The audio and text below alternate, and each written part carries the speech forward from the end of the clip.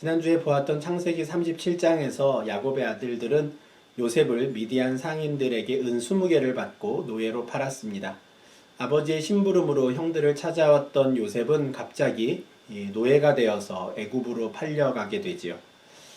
그렇게 37장은 그 미디안 사람들은 그를 애굽에서 바로의 신하 친위대장 보디발에게 팔았더라라는 말씀으로 끝나게 됩니다.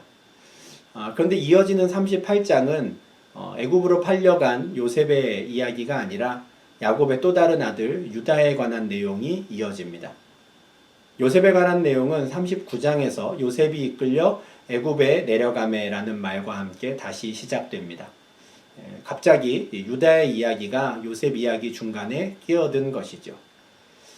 창세기를 기록한 모세는 왜 요셉의 이야기를 시작하자마자 왜 갑자기 유다에 관한 이야기를 시작하는 것일까요?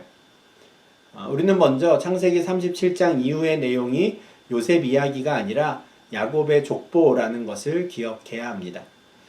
지난주 말씀드린 것처럼 37장 2절에서 야곱의 족보는 이러하니라 라고 시작한 후에 지금 우리는 야곱의 족보를 보고 있습니다. 이 부분은 야곱의 족보이기 때문에 요셉뿐만 아니라 야곱의 모든 아들들에 관한 내용이 나올 수 있고요. 또 그래야 합니다. 그럼에도 불구하고 38장의 유다 이야기가 굳이 여기에 들어가야 하는가에 대해서는 또 의견이 분분할 수 있습니다. 요셉 이야기를 다 끝내고 그 다음에 유다 그리고 또 다른 형제 이렇게 한 사람 한 사람 이야기할 수 있지 않을까 싶기도 합니다. 그렇지만 대부분의 학자들은 이 창세기의 저자인 모세가 요셉 이야기 중간에 굳이 유다 이야기를 넣은 데에는 분명한 이유가 있다라는 데에 동의합니다. 그것은 바로 요셉과 유다를 대조시킴으로써 첫째 아들 르우벤이 장자의 권한을 이미 박탈당한 상황에서 그 다음 유력한 후보인 유다마저도 장자에 어울리는 사람이 아니다라는 것을 일찌감치 보여주기 위한 목적인 것입니다. 38장은 그 후에 유다가 자기 형제들로부터 떠나 내려가서 아둘람 사람 히라와 가까이 하니라 라는 말씀으로 시작합니다. 야곱과 그의 아들들은 본래 이스라엘 땅 남부 지역인 헤브론에 살고 있었는데 유다가 아버지와 형제들을 스스로 떠난 것이죠. 아버지와 형제들과 함께 살다가 독립을 꿈꿨던 것 같습니다. 이처럼 유다 이야기는 시작부터 요셉과는 대조적으로 시작합니다. 요셉은 자신의 의지와는 전혀 관계없이 형들에게 팔려서 아버지의 집을 떠나게 된 반면에 유다는 자기 스스로의 의지를 가지고 아버지의 집을 떠나게 되는 것이죠. 1절에서 집을 떠난 그가 아둘람 사람 히라를 만났고 그와 함께 교제하였다라고 구체적으로 언급하는 것은 이후에 2절부터 진행되는 상황이 벌어지게 되는 근본적인 이유가 바로 이 히라 때문이다라는 것을 암시합니다. 형제들과 떨어져서 가나안 땅의 사람들과 가까이 지내게 되면서 이제 유다는 그들의 생활 형태, 삶의 방식을 따라가게 됩니다. 아둘람 사람 히라와 가까이 지내던 유다는 가나안 사람 수아의 딸을 데리고 와서 동침합니다. 수아의 딸을 아내로 맞았다라든지 수아의 딸과 혼인을 했다라고 하지 않고요. 수아의 딸을 데리고 동침했다라는 것은 유다가 이미 가나안 땅의 주민들의 삶의 모습을 그대로 따라하기 시작했다라는 것을 분명히 보여줍니다. 이런 모습 또한 이후에 39장에서 우리가 보게 될 요셉의 모습과는 너무 대조됩니다. 요셉은 보디발의 아내의 집요한 유혹도 이겨냈지만 유다는 가나안 사람의 딸과 동침하는 일에 아무런 주저함이 없었습니다. 물론 당시에는 하나님께서 이스라엘 백성들에게 율법을 주시기 전입니다. 율법이 없던 때이죠. 그렇기 때문에 유다가 단지 이방 여인과 동침한 것을 율법의 잣대, 율법의 기준에서 판단할 수는 없을 겁니다. 그러나 이미 창세기 28장 1절에서 이삭이 야곱에게 너는 가나안 사람의 딸들 중에서 아내를 맞이하지 말라라는 말씀이 이미 나온 상황입니다. 또한 모세가 기록한 이 창세기를 읽게 될 첫 번째 독자들, 이스라엘 사람들은 이미 시내산에서 율법을 받은 하나님의 사람들, 하나님의 백성들이었습니다. 그러니 그들이 이미 율법을 아는 상황에서 지금 이 유다의 모습을 보면 그리 좋게 보이지 않았을 겁니다. 특히 유다 지파 입장에서는 이 38장 내용을 통해서 자신들의 조상이 처음부터 가나안의 이방 여인과 동침하는 것에 아무런 거리낌이 없었고 또 그녀를 통해서 자녀를 낳았으며 자신들이 바로 그들의 후손이다라는 사실이 이렇게 밝혀진 것이 참 난감한 일이었을 것 같습니다. 이어지는 내용을 보면 유다와 수아의 딸 사이에는 3명의 아들들이 태어나는데요. 그들의 이름은 엘과 오난 그리고 셀라였습니다. 어느새 장자 엘이 커서 결혼할 때가 되어서 며느리를 맞이하였는데 며느리의 이름이 다말입니다. 그런데 큰아들 엘이 구체적으로 어떤 죄를 저질렀는지는 모르지만 그가 여호와 보시기에 악을 행했기 때문에 여호와께서 그를 죽이십니다. 엘과 다말 사이에 아들이 없는 상태에서 엘이 죽은 것인데요. 그래서 유다는 둘째 아들 오난을 다말과 다시 결혼시킵니다. 형수와 동생을 결혼시키는 것이 지금 우리 관점으로는 참 이상해 보이지만 그 당시 고대 근동 문화에서는 당연한 일이었습니다. 또한 매우 중요한 제도였는데요. 이름을 이어받을 아들이 없는 상태에서 그 앞서 죽은 형제의 이름을 이어주기 위해서 동생이 또는 형제들이 그 죽은 자의 아내와 결혼하는 것이죠. 이러한 제도를 계대결혼이라고 부릅니다. 하나님께서 신명기 25장 5절부터 10절 말씀을 통해서 이스라엘 백성들도 이 계대결혼을 통해서 죽은 형제의 이름이 이스라엘 중에서 끊이지 않도록 하라라고 말씀합니다.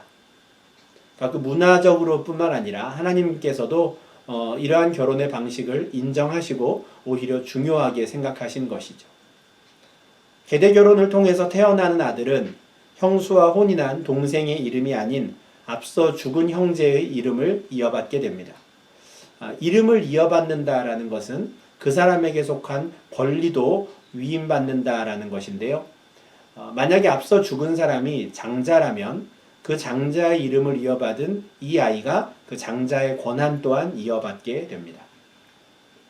8절에서 유다가 오난에게 내 형수에게로 들어가서 남편의 아우된 본분을 행하여 내 형을 위하여 씨가 있게 하라 라고 말한 이유가 바로 이것입니다. 너의 형을 위해 이 일을 해라 라는 것이죠. 그러나 오난은 형수 다말과의 사이에서 아들이 태어나더라도 그 아들이 자기의 아들이 될 수 없다라는 것을 알고 그 형수와 관계를 맺을 때에 땅에다 사정을 합니다. 다말이 낳을 아이가 자신의 아이가 되지 않을 뿐 아니라 형의 이름을 이어받을 아이가 된다면 차남인 자신이 그 장자의 권리를 이어받지 못하고 형수에게서 나는 이 아이에게 장자의 권리를 빼앗길 것을 염려한 것 같습니다. 그러나 그의 생각과 행동은 여호와께서 보시기에 악한 일이었습니다. 그래서 여호와께서는 유다의 둘째 아들 오난도 죽이십니다. 다말과 결혼한 첫째 아들과 둘째 아들이 모두 죽자 유다는 다말을 친정으로 보냅니다. 사실 유다는 다말을 그냥 보내서는 안 됩니다. 합당한 일이 아니죠. 그에게는 셋째 아들 셀라가 있었기 때문에 셀라를 또한 다시 다말과 결혼시켜서 엘과 그리고 오난의 이름을 이어가도록 해야 했습니다. 물론 유다가 셀라가 장성하여서 결혼할 수 있을 때까지 친정에 가 있으라라는 말을 다말에게 하기는 했습니다. 그러나 유다는 셀라마저도 형들처럼 죽게 될까 두려워서 셀라가 장성한 후에도 다말을 불러서 혼인을 시키지 않았습니다. 그냥 시간을 끈 것이죠. 시간이 흘러 유다의 아내 수아의 딸이 죽은 후에 유다는 아둘람 사람 히라와 함께 딥나로 갑니다. 아주 오랜 시간 동안 아마 이 아둘람 사람 히라가 유다와 가장 가까운 친구였던 것으로 보입니다. 그런데 이 두 사람이 딥나로 간 이유는 그곳에서 유다의 양들의 털을 깎는 일을 했기 때문입니다. 근데 시아버지 유다가 딥나로 갔다라는 말을 듣고 친정에 있던 다말은 그동안 입고 있던 과부의 옷을 벗고 너울로 얼굴을 가리고 몸을 옷으로 휩싸고 딥나 길 곁 에나임 문 곁에 앉아 있었습니다. 너울로 얼굴을 가리고 몸을 휩쌌다라는 것은 몸을 파는 여인의 복장을 나타냅니다. 이 몸을 파는 창녀들은 그 당시 언제나 사람들의 왕래가 많은 문 옆에 앉아 있었습니다. 그러니 지금 다말이 몸을 파는 여인의 복장으로 문 옆에 앉아 있는 것은 누가 봐도 그녀를 창녀로 보이게 했을 겁니다. 그런데 다말이 그런 모습을 하고 기다린 사람이 다름 아닌 시아버지 유다였습니다. 왜냐하면 유다가 약속을 지키지 않고 셀라가 장성하여서도 자신과 결혼시키지 않았기 때문입니다. 자신을 계속 친정에 과부의 상태로 두었기 때문이죠. 에나임 문을 지나던 유다는 창녀로 꾸미고 있는 그 며느리 다말을 보고 그녀와 하룻밤을 보내고자 합니다. 물론 유다 입장에서는 그녀가 자신의 며느리인 것을 몰랐다라고 하더라도 그는 길거리에 앉아있는 창녀와 동침하는 일에 아무런 주저함이 없습니다. 거리낌이 없는 것이죠. 그러자 다말은 그에게 몸을 파는 대가를 요구합니다. 하지만 유다에게는 다말에게 줄 돈이 없었는데요. 대신 자신의 양떼가 딥나에 있고 이제 양털을 깎고 나면 나는 큰 수입을 얻을 테니 나중에 그 값을 치르겠다라고 말합니다. 염소 새끼 한 마리를 주겠다라고 하지요. 이 말을 들은 다말은 염소 새끼를 가지고 올 때까지 담보물을 달라라고 요구합니다. 이것은 합당한 요구이지요. 그러니 아마 유다도 의심치 않고 그것에 응했을 겁니다. 유다가 꺼내놓은 담보물은 도장과 끈 그리고 지팡이였습니다. 도장은 당시에 거래를 하거나 서신을 보낼 때 사용하는 물건이었는데요. 실생활에서 매우 자주 사용했던 물건이라고 합니다. 수시로 사용해야 하는 물건이고 무엇보다 그 도장을 찍는 것을 통해 내가 누구인지 나를 보여주는 어떤 신분증과 같은 역할을 했기 때문에 늘 몸에 지니고 다닙니다. 끈에 묶어서 목에 걸고 다닌 것이죠. 그러니까 도장을 담보물로 주었다라는 것은 자신이 누구인지를 분명히 보여주는 담보물을 맡긴 것이고요. 특히나 자주 써야 하는 물건이니 내가 속히 값을 치르겠다라는 것을 보여주는 담보물이 되었을 겁니다. 또한 지팡이는 먼 거리를 다닐 때 사용하는 유용한 물건이었겠지만 동시에 어떤 가정 또는 한 가문 내에서 이 사람이 차지하고 있는 지위 또 권한을 보여주는 상징하는 물건이었습니다. 그러니까 도장과 지팡이를 다말에게 맡긴 것은 유다 입장에서는 여러모로 자신의 신분을 보증할 만한 확실한 물건들을 맡긴 것이라고 할 수 있습니다. 유다로부터 이 담보물을 받고 하룻밤을 같이 보낸 후에 다말은 임신하게 됩니다. 물론 그녀는 유다와 동침한 이후에 바로 친정으로 돌아왔고요. 다시 과부의 옷을 입고 때를 기다립니다. 그러나 아무것도 모르는 이 유다는 그 다음 날 친구 히라에게 염소 새끼를 주면서 딥나에 있는 창녀를 찾아서 그녀에게 주고 내가 맡긴 담보물들을 찾아오라라고 부탁합니다. 그런데 히라는 다말을 찾을 수가 없었습니다. 더군다나 마을 주민들에게 물어보니 딥나에는 창녀가 없다라는 말만 듣게 됩니다. 그런데 이 부분에서 재밌는 상황이 벌어집니다. 앞선 15절에 창녀라는 단어가 나오고요. 또 21절에도 창녀라는 단어가 나오는데 한국말로는 이 두 단어가 같은 단어로 번역이 됐지만 히브리어로는 이 두 단어가 서로 다른 단어인 겁니다. 15절의 창녀라는 단어에는 아무런 단어 설명에 대한 숫자가 붙어 있지 않은데 21절을 보시면 창녀라는 단어에 숫자가 붙어 있습니다.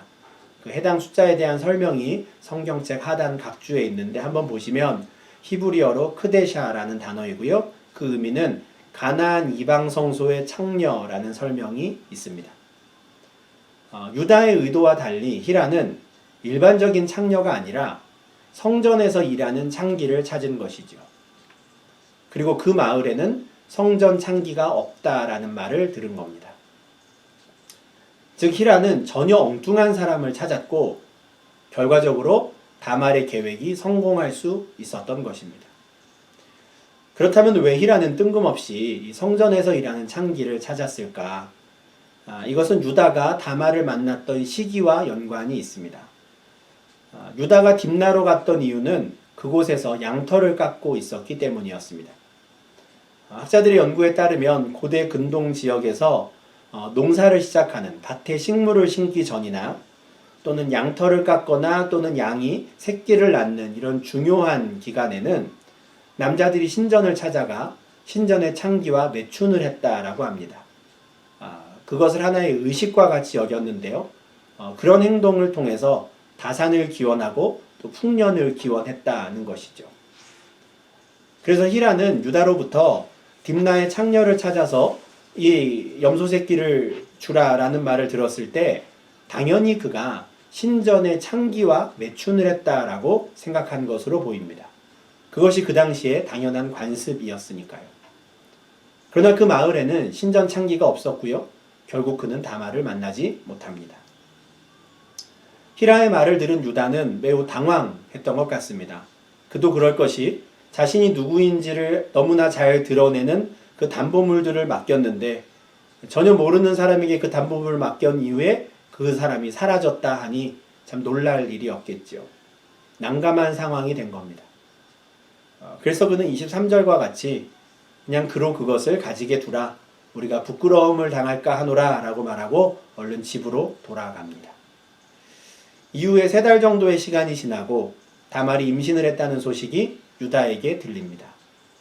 과부인 다말이 임신했으니 이것은 분명 행음을 한 것이라 하여 유다는 다말을 끌어내어 불사르라고 합니다. 만약 그동안 유다가 자신의 큰아들, 둘째 아들이 죽은 것이 저 며느리 다말을 잘못 들였기 때문이다 라고 생각했다면 이처럼 다말이 임신한 것은 그녀가 얼마나 나쁜 여인인지를 사람들에게 보여줄 수 있는 증거요, 기회가 된다라고 생각했을 겁니다.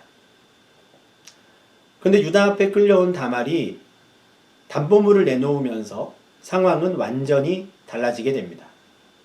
그녀는 도장과 끈, 지팡이를 내보이며 이 물건 임자로 말미암아 내가 임신한 것입니다 라고 말하는 것이죠. 다말이 내놓은 도장과 끈 그리고 지팡이는 그녀를 임신케 한 사람이 바로 유다라는 것을 너무도 분명히 보여줍니다. 유다는 부끄러움을 당할까 염려하였는데 정말 도저히 낯을 들 수 없는 상황이 되었습니다. 며느리와 동침한 시아버지가 된 것이죠. 그러나 그가 자신이 한 일을 부인할 수는 없었습니다. 26절에서 유다는 증거물을 보며 그는 나보다 옳도다 라고 말합니다. 이 말씀의 의미를 잘 생각해야 합니다. 이 옳도다라는 말은 의롭다라는 의미인데요. 그가 나보다 의롭다라고 하는 것이죠. 그렇지만 이 말은 다말이 창녀로 변장한 것이 옳은 일이었다라든지 남편의 대를 잇기 위해서 결국 시아버지와 잠자리를 한 것이 옳은 일이었다. 단지 이런 의미가 아닙니다. 히브리어에서 의롭다라는 것은요, 관계적인 개념의 단어입니다. 어떤 관계 속에서 그에 합당한 말이나 행동을 한 사람이 의롭다라고 평가받는 것이죠. 부모와 자녀, 남편과 아내와 같이 이런 관계 속에서 부모는 부모답게, 자녀는 자녀답게, 남편과 아내는 각각 남편답게, 아내답게 말하고 행동하는 것이 의로운 것입니다. 마찬가지의 지금 상황입니다. 유다는 다말에게 그는 나보다 옳도다 라고 말한 것은 이런 관계 속에서 우리는 이해해야 합니다.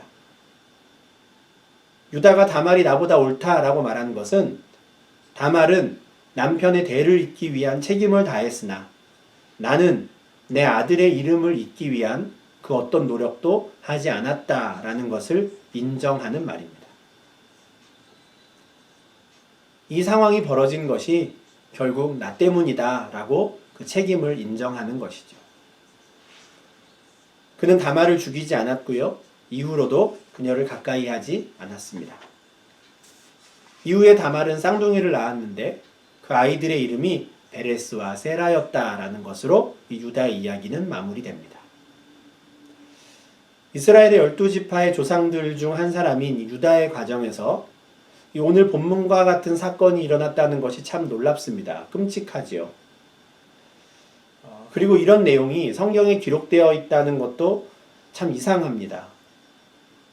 그런데 모세는 창세기를 기록하면서 12지파의 조상들의 이 적나라한 모습을 숨기지 않습니다. 큰아들 루우벤은 아버지의 첩 비라와 동침하였다라는 것을, 야곱의 아들들이 요셉을 돈을 받고 팔아 넘겼다라는 사실을, 그리고 유다는 이방 여인들과 동침하고 심지어 길에서 창녀와 잠자리를 하는 것을 개의치 않았으며 그 결과 그는 며느리와 동침한 시아버지가 되었다라고 하는, 참 이 끔찍하고 사실 있을 수 없는 이 일들이 이스라엘의 12지파의 조상들에게 일어난 일이다라는 것을 감추지 않습니다. 만약 사람의 생각에 따라 쓴 글이었다면 얼마든지 미화하거나 또는 오늘 본문과 같은 내용은 아예 기록하지도 않았을 겁니다. 그러나 하나님께서는 이 유다 가정에서 일어난 사건, 야곱의 이 온 가정에서 일어난 일들을 낱낱이 기록하게 하셨습니다. 그리고 이스라엘의 조상들의 민낯을 그대로 드러내십니다. 분명히 이 일들을 통해서, 이 사건들을 통해서 모든 하나님의 백성들에게 하고자 하시는 말씀이 있었기 때문입니다. 설교의 서두에서 말씀드린 바와 같이 38장의 이 사건들은 12형제들 중에서 마침내 왜 요셉이 장자의 권리를 이어받게 되었는지를 보여줍니다.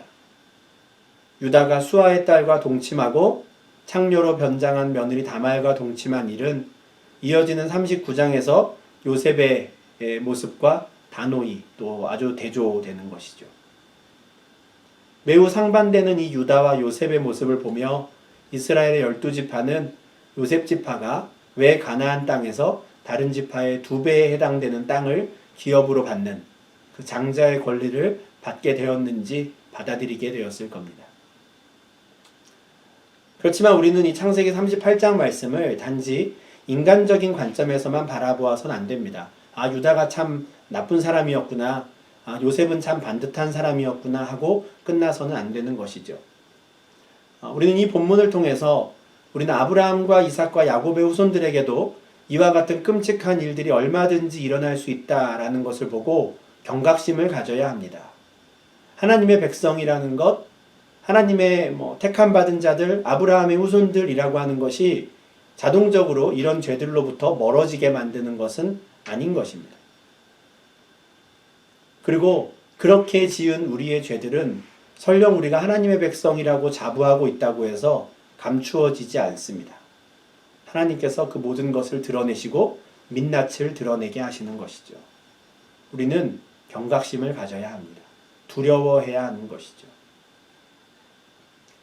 아울러서 야곱의 12아들들이 보여주는 이 추악한 모습들에도 불구하고 여전히 아브라함과 이삭과 야곱과 맺으신 그 언약을 성취해 가시는 하나님의 공의로우심, 신실하심을 깨달아야 합니다. 유다가 다말을 향해 네가 나보다 옳도다 라고 말한 것을 관계적 개념으로 이해해야 한다고 말씀드렸습니다. 하나님께서 보여주신 이스라엘을 향한 모습도 이와 같았습니다. 이스라엘과 하나님은 언약 관계를 맺은 사이였습니다. 그러나 이스라엘은 그 관계에 합당한 모습을 보이지 못했고 의롭지 않은 불의한 자들이 되었습니다. 반면에 하나님께서는 언제나 그들과의 언약에 신실하셨고요. 하나님은 언제나 의로우셨습니다. 심지어 이스라엘이 여호와 하나님을 자신의 하나님으로 온전히 인정하지 않을 때에도 하나님께서는 그들을 나의 백성들이라고 부르셨습니다. 하나님은 의로우셨고 이스라엘은 불의한 자들이었습니다. 성경 전체에서 이 하나님의 의로우심을 가장 잘 보여주는 사건들 중에 하나가 바로 창세기 38장의 유다 다말 사건입니다. 물론 이 사건 하나만 보아서는 우리가 여호와 하나님의 의로우심을 온전히 이야기할 수 없습니다. 뭔가 마무리되지 않은 이야기처럼 끝나버리기 때문입니다. 그러나 창세기와 출애굽기를 지나서 룻기에 이르게 되면 우리는 유다 다말 사이에서 태어난 베레스의 계보가 이어지는 것을 확인하게 됩니다. 룻기 4장 18절 이하에 기록된 베레스의 계보를 보면 우리는 베레스가 바로 다윗의 조상임을 알게 됩니다. 그리고 마태복음 1장에서는 바로 이 유다와 베레스의 가문에서 예수 그리스도가 태어나셨음도 확인하게 됩니다. 특히 마태복음 1장 3절에서는 유다는 다말에게서 베레스와 세라를 낳고 라고 말씀합니다. 예수 그리스도께서 창세기 38장에 이 부끄러운 과거를 지닌 이 가문의 후손으로 태어나셨다는 것을 그대로 보여주시는 것이죠. 유다가 그의 며느리 다말 사이에서 낳은 그 아들을 통해서 그 가문으로부터 예수 그리스도를 나게 하십니다. 이것은 하나님의 언약은 인간의 행동에 의해 성취되거나 또는 망가지는 것이 아님을 분명히 보여줍니다. 언약을 이루시는 하나님의 의로우심은 하나님께서 직접 모든 일들을 진행해 가시는 일입니다. 우리는 성경을 읽으면 읽을수록 이처럼 언약을 신실하게 지키시는 의로우신 분은 오직 여호와 하나님 한 분밖에 없음을 인정하게 되는 것입니다. 물론 하나님께서 언제나 언약에 신실하시다라는 이 사실이 우리의 모든 책임을 면제시켜 주는 것은 아닙니다. 유다가 자기 형제들로부터 떠나 아둘람 사람 히라와 어울린 것이 유다 다말 사건의 발단이었습니다. 이것은 모세가 기록한 창세기를 가장 먼저 읽게 될 이스라엘 백성들에게 매우 중요한 교훈이 되었을 겁니다. 이제 가나안 땅에 들어가는 그들이 그곳에서 가나안 사람들과 어울리게 된다면 어떤 일들이 벌어지게 될지 미리 보여주는 사건인 것이죠. 이스라엘 백성들은 하나님께서 그들에게 가나안 땅의 민족들을 진멸하라고 명령하신 이유가 바로 이것 때문임을 깨달아야 했습니다. 이것은 또한 오고 오는 모든 세대의 하나님의 백성들에게 주시는 경고의 말씀이기도 합니다. 야고보서 1장 27절에 따르면 하나님 아버지 앞에서 정결하고 더러움이 없는 경건은 자기를 지켜 세속에 물들지 않는 것입니다. 유다가 이방인들의 문화에 물들었던 것처럼 우리도 모르는 사이에 우리가 세속에 물들고 있지 않은지 경각심을 가지고 살펴보아야 합니다. 누룩과 같이 눈에 보이지 않는 작은 죄가 점점 커져서 어느새 우리를 집어삼키지 않도록 우리는 늘 깨어 있어야 하는 것이죠. 의로우신 하나님께서 우리와 맺은 언약에 늘 신실하신 것처럼 우리도 하나님의 백성으로서 마땅히 행할 바를 행하는 의로운 자들이 될 수 있기를 바랍니다. 그래서 우리가 하나님께서 아브라함과 이삭과 야곱에게 주신 그 축복을 이어받기에 합당한 의로운 주의 백성들로 하루하루를 살아가실 수 있기를 주님의 이름으로 축원합니다. 기도하겠습니다. 하나님 아버지, 유다 이야기를 통하여 우리가 마땅히 지켜야 하는 것이 무엇이며 또 우리가 두려워해야 하는 것이 무엇인지 다시 한번 알게 하시니 주님 감사합니다. 참 사람의 눈에 보기에도 어처구니 없는 추악한 일들이 야곱의 아들들의 가정에서 일어났습니다. 하나님의 아들이라고 해서 하나님의 백성이라고 하여서 저절로 자동으로 그 죄로부터 우리가 구별되고 벗어날 수 있는 것이 아님을 알게 하시니 주님 감사합니다. 하나님, 우리가 늘 깨어서 작은 죄에도 민감하게 하시고 이 세상에 물들어서 어느새 그렇게 점점 커져버린 죄가 우리를 집어삼킬 때까지 그것도 모른 채 살아가는 어리석은 자들 되지 않게 하시며 언제나 깨어서 우리 스스로를 돌아보게 하시고 하나님 나라의 백성다운 모습으로 하루하루 살아갈 수 있는 저희 되게 하여 주시옵소서. 인간의 죄성과 그 연약함과 타락에도 불구하고 하나님께서 당신의 백성들과 맺으신 언약에 늘 신실하시며 그 언약을 이루어 가시는 의로우신 하나님이심을 다시 한번 알게 하시니 주님 감사합니다. 하나님, 우리의 연약함을 주님 용서하여 주시고 언제나 언약에 신실하신 그 하나님께서 우리를 지키시고 사랑하심을 알고 우리 또한 새 언약의 백성답게 우리 또한 하나님과의 약속에 신실한 의로운 자들로 또 세워질 수 있도록 인도하여 주시옵소서. 그래서 죄를 두려워하게 하시고 멀리하게 하시며 언제나 하나님 앞에 합당한 경건의 모습으로 이 땅을 살아가는 하나님의 백성들 되게 하여 주시옵소서. 예수님 이름으로 기도합니다. 아멘.